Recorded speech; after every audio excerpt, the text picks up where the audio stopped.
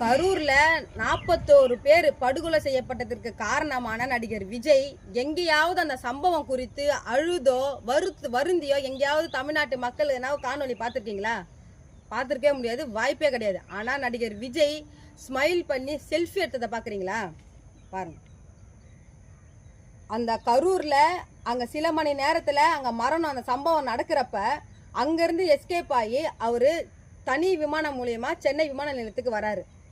இங்கே விமான நிலையத்துக்கு வந்த உடனேயே அவர் அந்த விமான நிலையத்தில் இருக்கக்கூடிய ஊழியர்கள் கிட்ட இங்கே பாருங்க, 90களில் நடிகை சங்கவி கூட டூயட் பாடுறப்ப ஸ்மைல் பண்ணுவார் பாருங்க. அந்த ஸ்மைல் அப்படியே அதாவது கொஞ்சம் கூட பிசுறு இல்லாமல் அவர் பண்ணியிருக்காரு பாருங்க. அதே போல் சங்கவி கூட வந்து ஃபோட்டோ ஷூட் எடுப்பார் பாருங்க. இவர் எடுக்கிற அந்த ஊழியர் கூட இருக்கிற செல்ஃபி பாருங்க. நடிகை சங்கவி கூட நடிகர் விஜய் ஃபோட்டோ ஷூட் எடுக்கிற அப்படியே பிசுறு இல்லாமல் எடுத்திருக்கிறார் பாருங்க. கொஞ்சம் கூட நம்மளால அவ்வளவு பெண்கள் குழந்தைகள் வந்து படுகொலை செய்யப்பட்டிருக்காங்களேன்னு மனசுல கொஞ்சம் கூட ஒரு குற்ற உணர்வே இல்லாம, ஒரு ஈவு இரக்கமே இல்லாம நடிகர் விஜய் இதை செயல் செஞ்சிருக்காரு. இதுதாங்க நடிகர் விஜய், இதுதான் நடிகர் விஜய்.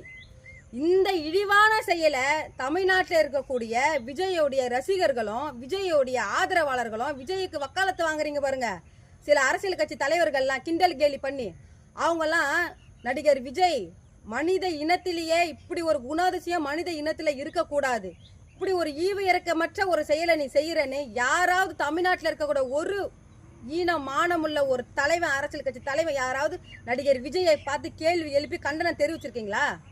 இல்லை.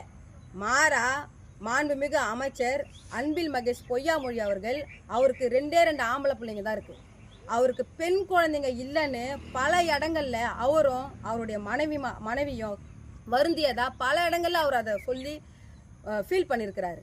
அந்த விஷயத்துல தான் 6-7 பிஞ்சு பிள்ளைங்க, பெண் குழந்தைங்க எதுக்காக நம்ம இறந்தோன்னு தெரியாம சவக்கடங்களை செத்து போய் கிடக்கிறப்ப அந்த மனுஷன் போய் மனசுல அவருக்கு ஈரம் இருக்கு. அவரு சாதாரண மனுஷன், அவரு ஒரு தந்தையா, எந்த ஒரு தந்தையா ஒரு பெண் குழந்தை இறந்து கிடைக்கிறப்ப அது உணர்வுபூர்வமா தன்னை அறியாம கண்ணில் தண்ணீர் வரும், அழுவாங்க. அந்த ஒரு செயலை நீங்கள் தமிழ்நாட்டில் இருக்கக்கூடிய சில அரசியல் கட்சி தலைவர்கள் அரசியலுக்காக, அந்த ஓட்டு அரசியலுக்காக, அரசியல் பிழைப்புக்காக நீங்கள் கேலி கிண்டல் செய்கிறீங்க.